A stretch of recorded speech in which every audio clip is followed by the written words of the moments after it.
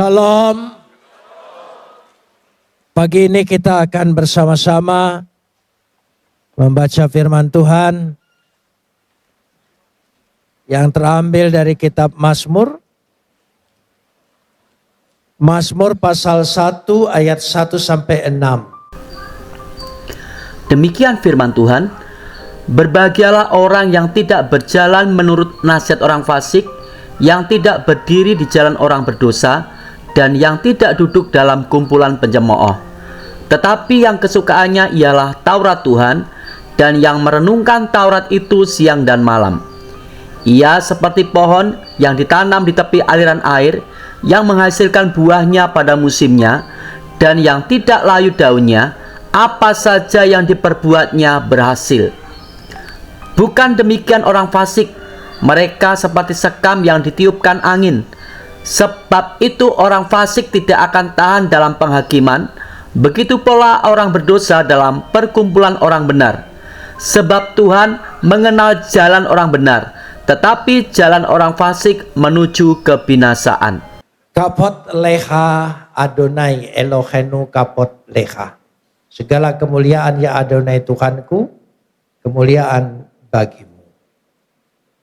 Kitab Mazmur seringkali disebut juga kitab Tehillim, kitab puji-pujian. Karena di sana terkumpul puji-pujian jemaat pada waktu itu. Dan kitab Mazmur disebut juga kitab Tefilah, kumpulan kitab doa. Doa-doa yang dinaikkan pada umat zaman itu. Kitab Mazmur disebut juga Mizmor, sebuah dendang atau sebuah senandung yang mengandung rintihan, keluhan, permohonan kepada Tuhan. Tapi kitab Mazmur juga kesimpulannya disebut Zemuroh. Zemuroh dalam bahasa Ibrani artinya menjadi sebuah pengajaran. Karena baik doa, baik pujian menjadi sebuah bukti bahwa itu sudah dikabulkan oleh Tuhan. Sehingga menjadi sebuah pengajaran. Hari ini saya mengajak kita melihat pada Mazmur yang pertama. Yaitu berbahagialah orang. Ada kata yang begitu kita impikan. Yaitu kata bahagia. Kata bahagia dalam bahasa Ibrani mengambil kata asre. Asre haish. Yaitu berbahagialah haish orang itu. Sehingga menjadi sebuah pengajaran bagaimana yang disebut di dalam kitab Mazmur yaitu bahagia. Kata asre itu berakar dari kata asar. Asar itu berarti diberkati, yaitu diberkati. Jadi bahagia itu sangat erat hubungannya dengan berkat. Dan berkat itu datang dari Tuhan. Kata berkat yang datang dari Tuhan memakai kata Ibrani barak atau barakah. Barakah itu adalah berkat yang datang dari Tuhan kepada manusia. Kata asar adalah berkat kehidupan dari manusia kepada manusia. Maksudnya, kalau kita bahagia, bukan hanya Tuhan memberkati kita, sehingga kita menjadikan orang bahagia, tetapi kebahagiaan kita bisa dilihat, bisa dirasakan oleh sesama manusia. Baik di hadapan Tuhan, harus baik juga di hadapan sesama manusia. Karena itu tidak bisa kita berkata, aku yang terpenting baik di hadapan Tuhan. Tidak, dua-duanya penting. Di hadapan manusia dan di hadapan Tuhan. Bagaimana supaya kita bisa bahagia?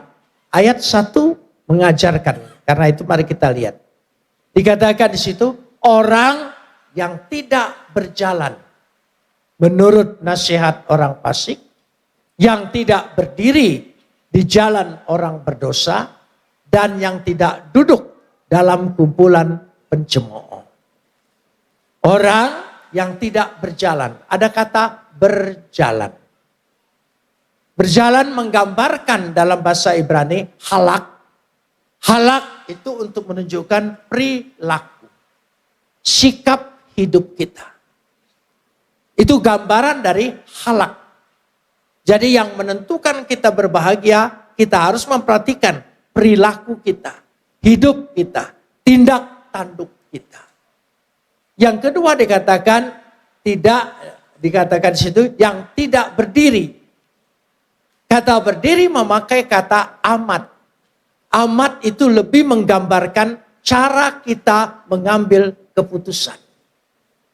Ketika kita mengambil tempat, mengambil keputusan, di situ menentukan hidup kita berbahagia atau tidak. Yang ketiga dikatakan yang tidak duduk. Duduk itu memakai kata yasab. Yasab itu menggambarkan berpikir.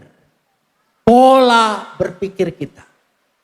Jadi perilaku kita, keputusan kita, dan berpikir kita. Cara berpikir ini penting. Cara berpikir ditentukan dari dasarnya logika orang itu. Karena ketiga hal ini sangat penting dalam hidup kita. Hidup kita tidak luput dari tindak tanduk kita, perilaku kita. Itu menentukan kita dihargai orang atau tidak. Yang kedua, keputusan-keputusan yang kita ambil adalah sangat menentukan masa depan kita dan kehidupan kita. Dan yang ketiga, cara berpikir kita. Ini penting sekali. Acap kali kita salah berpikir. Contohnya begini. Ketika orang dua berdiskusi. Ketika selesai berdiskusi, dia bukan menanggapi pendapatnya. Tapi dia menyerang pribadinya. Orang yang seperti ini logikanya sesat. Artinya salah untuk diterapkan berpikir. Jadi kita dikatakan situ ada tiga hal.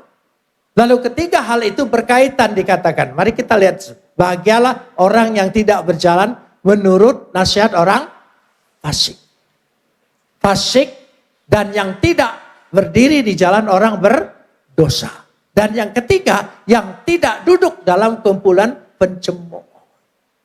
Sebetulnya tingkatannya, yang pertama itu pencemooh. Yang kedua itu berdosa. Yang ketiga itu fasik. Itu tingkat paling tinggi. Seandainya di sini hadir gubernur, bupati, dan lurah. Mana dulu yang harus disebut? Tentu gubernur, bukan lurah. Sama tataan dalam bahasa Ibrani seperti itu.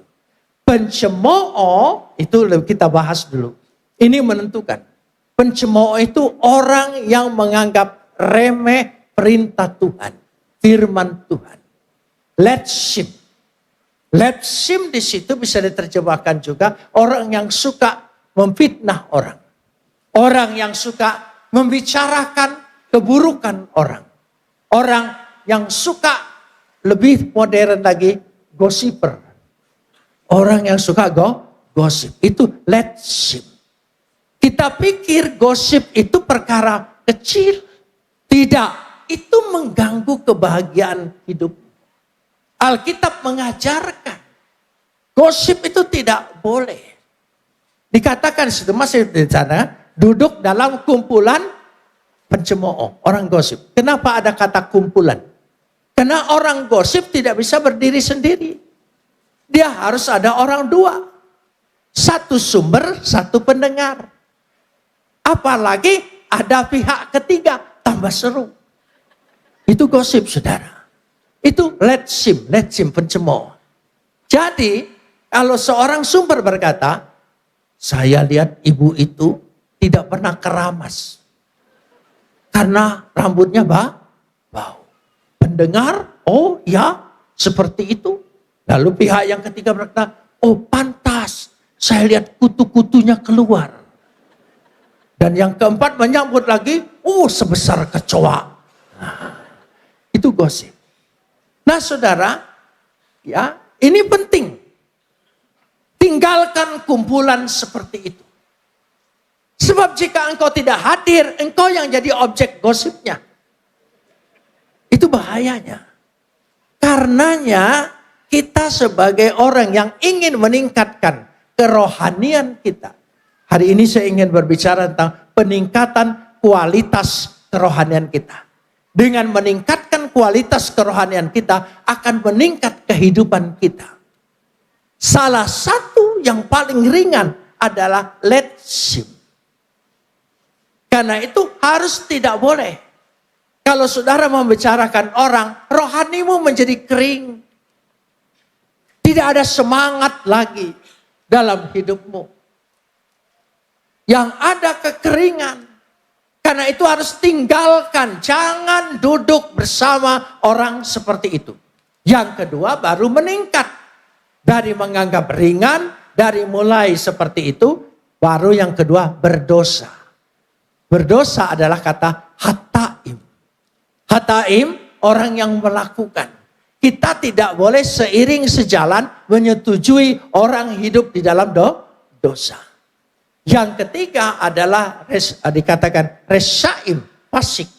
Fasik itu orang yang sungguh-sungguh menentang Tuhan. Nah, kita lanjutkan ayat yang kedua. Mari kita belajar firman Tuhan. Saya ingin kita ini bukan dimotivasi oleh manusia.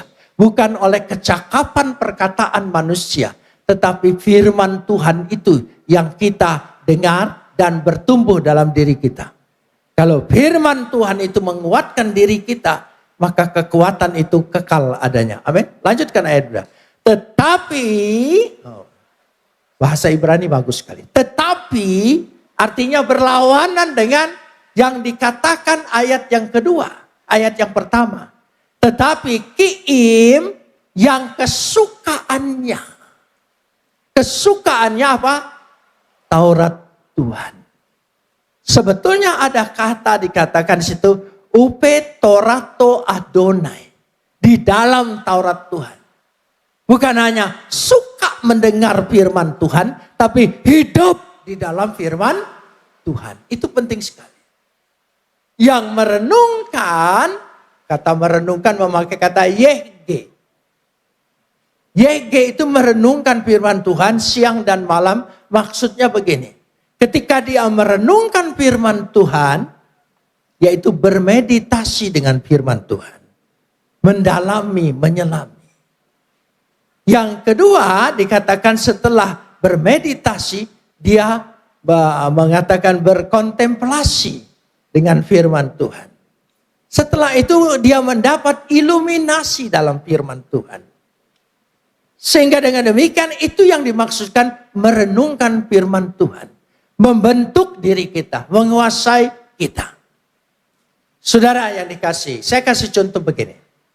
Saya bertobat bukan karena ada orang yang berbicara dengan saya atau berdiskusi dengan saya.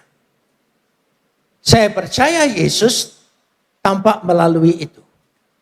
Tetapi karena membaca firman. Saya membaca firman Tuhan, mempelajari firman Tuhan bukan untuk beriman, tapi untuk mencari kelemahan-kelemahannya. Itu tugas saya waktu dulu. Ketika saya mempelajarinya dan terus-menerus mencari kelemahan-kelemahan dari segala sisi bahasa, kalimat, atau apa saja, atau pesannya. Sampailah saya pada Yohanes 1 ayat 1. Pada mulanya adalah firman. Firman itu bersama-sama dengan Tuhan. Firman itu adalah Tuhan. Ya, lembaga Alkitab menerjemahkan kata Allah. Tidak apa-apa. Tapi saya tidak berani nyebut itu karena takut ingat mantan yang lama. Jadi saya sebut saja yang netral, Tuhan. Jadi karena itulah yang membuka hati saya. Sehingga saya percaya. Dan percaya saya menghebohkan. Tahun 74 itu sangat menghebohkan. Lalu apa yang terjadi? Saya ditangkap oleh Kop Kamtib diperiksa di Laksusda, bukan oleh polisi, karena ini dianggap kasus politik. Pasti ada orang yang membujuk orang ini menjadi Kristen. Sepanjang pemeriksaan, karena di zaman dulu Pempres 11 itu boleh ditahan lama-lama tanpa diadili. Jadi saya ditahan lama, dilihat sama sekali siapa yang membujuknya. Tidak ada. Saya bilang hanya baca firman. Lalu salah satu petugas, karena saya selalu diperiksa oleh TPRPU, tim pemeriksa pusat, dan TPRDA, tim pemeriksa daerah, ya, lalu periksa semua. Salah satu pemeriksa bertanya begini, ayat mana yang membuat engkau sampai percaya dan berubah imanmu? Saya bilang Yohanes 1 ayat 1. Dia bilang boleh saya lihat. Saya buka Alkitab, saya tunjukkan. Dan dia baca. Setelah dia baca, selesai, dia tanya saya lagi. Saya sudah baca, tapi saya tidak menjadi Kristen. Kamu bilang karena baca ini menjadi Kristen, hatimu terbuka. Saya baca, ternyata saya tidak apa-apa. Kamu harus ngomong itu yang benar. Ngaku itu yang benar. Saya bilang itu benar. Lalu kenapa saya baca tidak? Dan saudara baca, saudara katakan, kamu menjadi percaya. Oh beda Pak, saya dipilih, Bapak tidak. Oh iya. Mengerti maksudnya? Tidak semua orang. Jadi kalau saudara bisa percaya, itu bukan kemauan kita. Bukan kepandaian kita. Bukan kehebatan kita. Tapi karena karunia Tuhan telah memilih kita, menetapkan kita menjadi orang percaya. Bersyukurlah. Kita tidak baik-baik amat, kita tidak bagus-bagus amat, ayo jujur.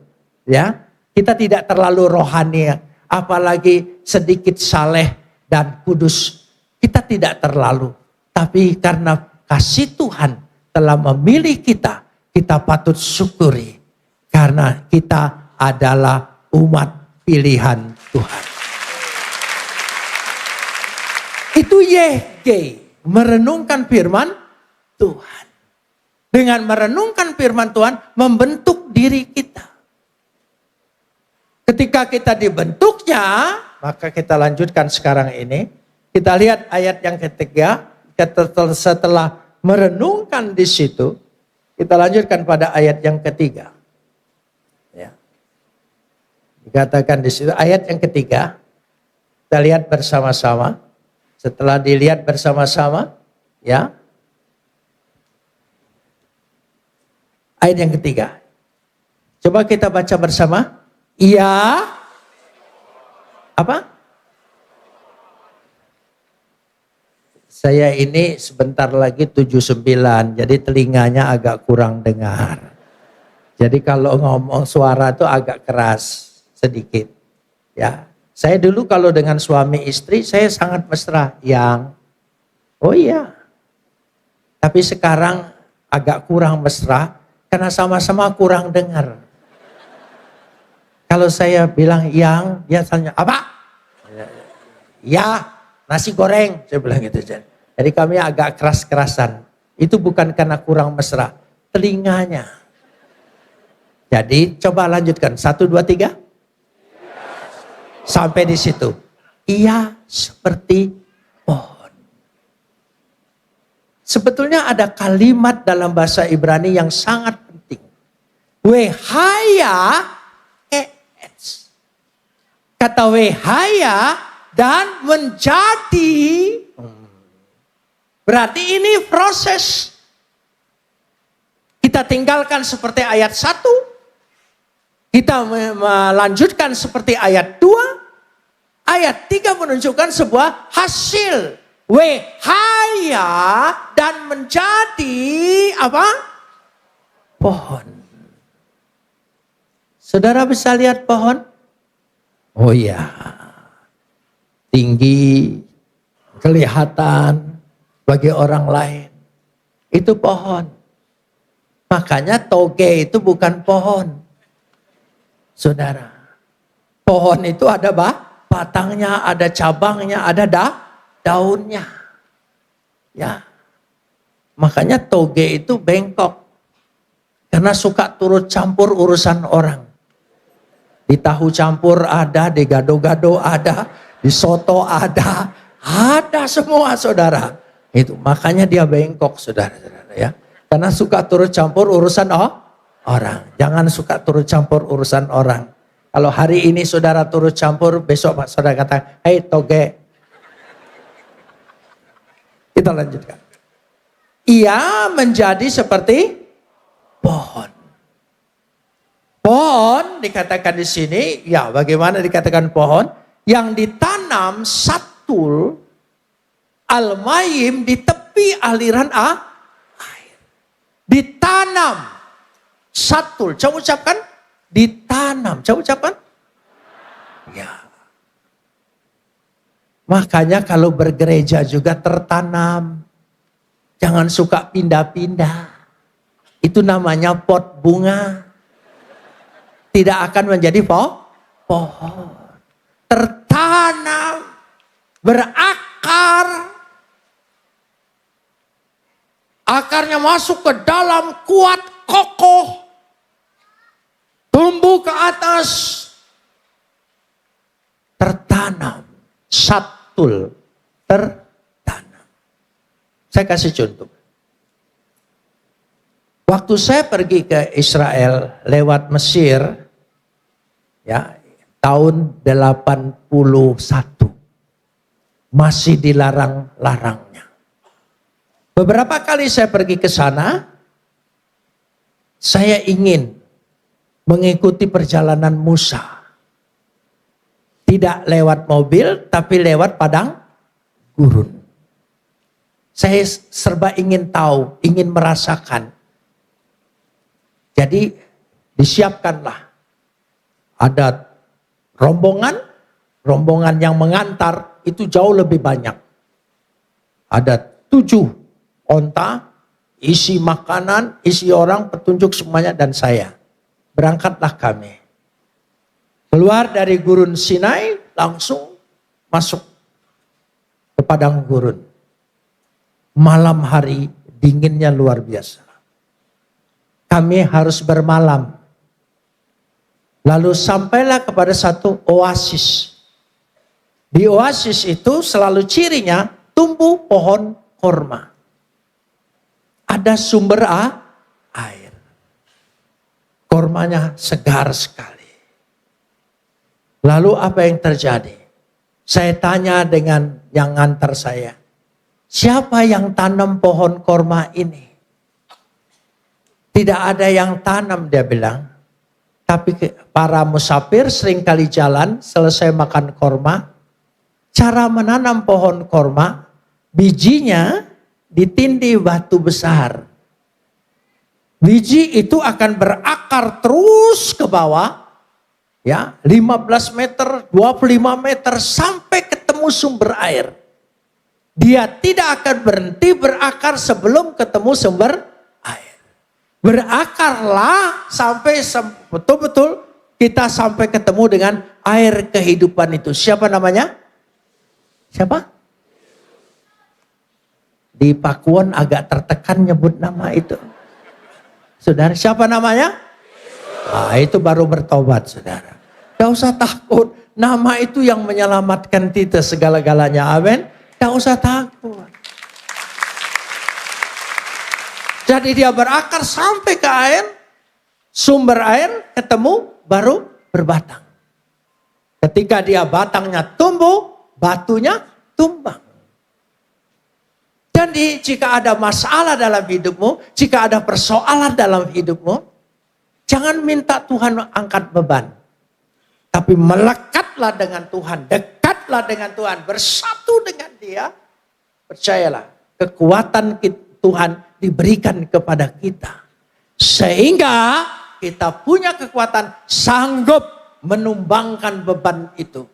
Menghalau segala hambatan, halangan, rintangan, semua bisa tertolong. Katakan amin. Ya, karena itu yang penting itu kuat. Mendekat kepada Tuhan.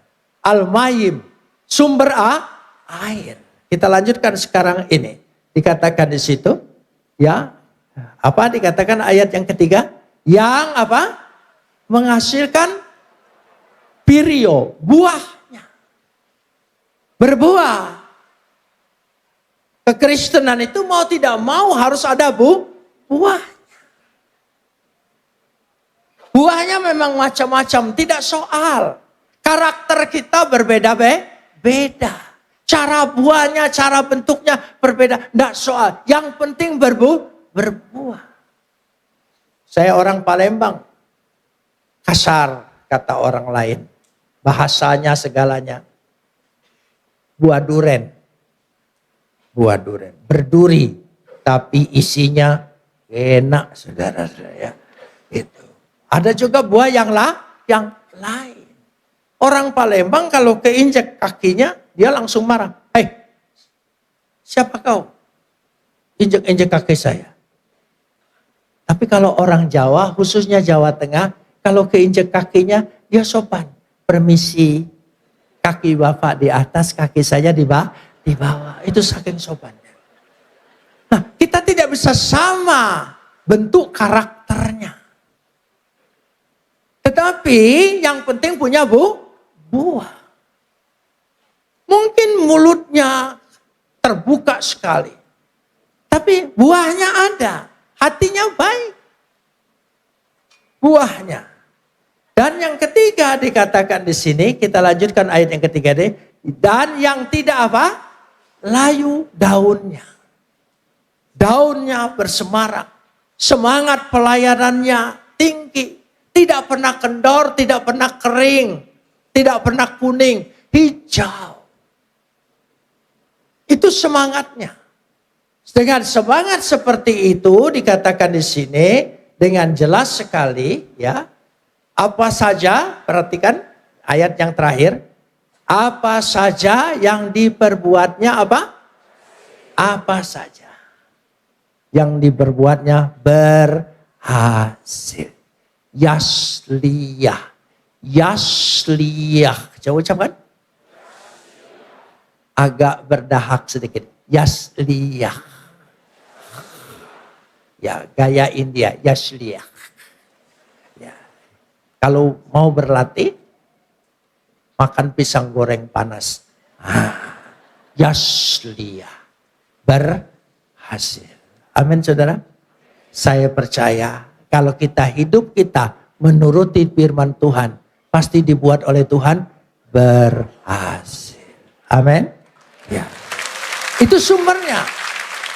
Kenapa tadi mendengarkan firman Tuhan itu begitu penting sekali? Ya. Karena firman Tuhan itulah yang memberikan kekuatan kepada kita. Firman Tuhan. Tadi pagi saya berkhotbah begini. Ketika Tuhan tanya Adam, dari mana engkau tahu dirimu telah telanjang? Siapa yang kasih tahu dirimu telah telanjang? Apakah engkau sudah memakan buah itu? Tuhan nanya. Maksud Tuhan menanya kepada Adam, dari mana engkau tahu? Karena kau sudah mendengar kabar, sumber berita bukan dari Tuhan. Tapi dari setan. Jika engkau mendengar kabar segala sesuatu di luar Tuhan, yang ada telanjang, kehinaan, kerendahan, tidak ada harapan, mengecewakan, itu semua. Jangankan dulu, sekarang saja. Berita-berita dunia, apa menggembirakan kita? Tidak. Semua membuat khawatir. Dengan segala macam bencana, dengan segala sesuatu, sangat membuat khawatir. Tapi percayalah, firman Tuhan yang menjadi pedoman kita. Firman Tuhan yang kita harus dengar, amin. Tuhan akan memelihara kita selama-lamanya. Amin. Kita adalah biji mata Tuhan. Tuhan sanggup peliharakan kita. Apapun yang kita hadapi, katakan Tuhan memelihara kita. Amin. Beri kemuliaan bagi Dia. Karena Tuhan yang peliharakan. Jadi kalau saudara dengar kabar, sepandai apapun manusia di dunia ini, beritanya, sepandai ilmu apapun, kabarnya selalu mengkhawatirkan. Tapi kalau saudara baca firman Tuhan, Tuhan memberkatimu. Apapun yang terjadi Tuhan buat berhasil. Saudara, setelah bertahun-tahun, saya ditahan di penjara 6 tahun. 5 tahun lebih baru diadili.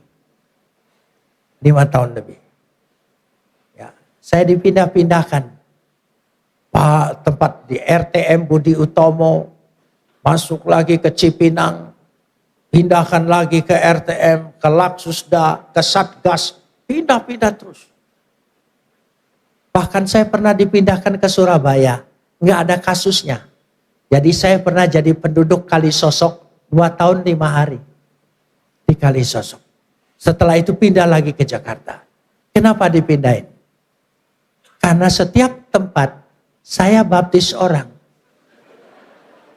Saya injili orang. Saya tidak lihat lagi kesusahan yang saya hadapi, tapi saya lihat kesempatan yang Tuhan berikan. Sehingga saya menginjili mereka. Dan enak sekali. Mumpung mereka merasakan dirinya menyesal dan berdosa. Itulah kesempatannya. Dan banyak yang dibaptis. Meskipun waktu itu saya belum jadi pendeta. Penginjil pun belum. Tapi setelah saya menginjili mereka, mereka minta dibaptis. Saya baptis. Iya. Dan karena di penjara itu bak mandinya besar-besar. Jadi kami dekatin penjaganya sesama narapidana. Ya, kasihlah rokok begitu supaya diizinkan kami masuk duluan. Barulah saya baptis. Saya masih ingat di Surabaya ini baptis orang itu. Setelah dibaptis, saya lupa. Mestinya doa dulu baru dibaptis. Saya baptis dulu baru doa. Begitu dia keluar hampir mati saya. Mestinya kan doa dulu baru masukin. Ini enggak, saya masukin dulu baru doa. Keluar. Dia bilang hampir mati. Saya bilang betul. Hidupmu yang lama harus mati. Kau bangkit dalam hidup yang baru. Pindah-pindah. Pindah sana. Akhirnya ya setiap pindah saya buat pemikiran sendiri. Kalau saudara terpaku dengan kesusahanmu, ya, dengan apa yang kita hadapi, kita tidak punya harapan. Tapi kalau kita terpaku dengan janji Tuhan, yang Tuhan buka jalan. Pindah Cipinang, saya bilang Chicago. Pindah Kalisosok, California. Oh iya, nanti setelah bebas, Tuhan izinkan saya, semua apa yang saya ucapkan dalam penjara terjadi. Karena itu jangan fokus dengan kesusahan kita, penderitaan kita, kesulitan kita. Fokuslah dengan apa yang dijanjikan Tuhan. Sehingga apa yang dilakukan oleh kita dibuat Tuhan apa? Berhasil. Saudara ingin berhasil? Amin. Katakan amin. Tuhan yang sanggup membuat kita berhasil. Ayat 4, 5 dan 6. Ini urusan orang fasik, orang berdosa, orang pencemooh. Tidak usah dipelajari. Karena sudah menjadi kehidupan kita sehari-hari, saudara. Karena itu yang penting kita mengikuti perintah ayat yang pertama. Jangan berjalan, jangan berdiri, dan jangan duduk. Ya, lo halak, lo amat, lo yasaf. Lo itu jangan. Jangan. Itu lo. Jangan duduk, jangan berdiri, jangan berjalan. Artinya jangan berperilaku. Jangan ya ambil keputusan seperti orang berdosa. Dan jangan duduk, jangan berpikir seperti orang-orang fasik. Itu maksudnya. Karena dia mengandung kata-kata sastra Ibrani yang begitu mendalam. sehingga mengajar kepada kita. Mudah sekali untuk menjadi orang yang berbahagia. Saudara ingin bahagia? Bahagia. Meskipun apapun keadaannya, Tuhan kasihkan kebahagiaan. Segala kesusahan, penderitaan, kalau kita tidak fokus terhadap itu, kita fokus dengan janji Tuhan, pasti pertolongan Tuhan itu menjadi dalam kehidupan kita.